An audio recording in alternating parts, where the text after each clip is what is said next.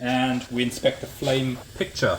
So the flame picture, what we're looking for here is nice blue flames with not a lot of orange. We can see some orange flickers come through, probably from dust, but that's absolutely fine. We look at the structure of the flame and it's very blue, and we can see an inner cone. So those are called cones within the flame, so there's almost like two flames within each other. We go back down to simmer and up again, simmer, up again, and we're just testing the controls now to make sure that nothing's disrupting this. So if the customer came along and they quickly turned it off or turned it down, would this flame go out? All we do now is we go back up again and it switches off.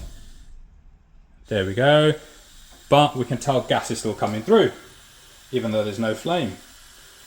We count, it switches off because there's a flame safety device, but this is still on.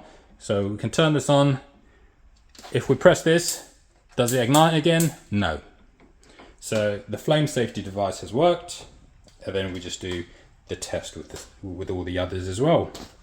If we look here, I'm going to pick the one that's not hot. If we take this out, we can tell here that we've got a flame supervision device. So the flame goes on that, and when the flame's not on there, that's what would tell the cooker to switch off, really. So that's it. This does the spark.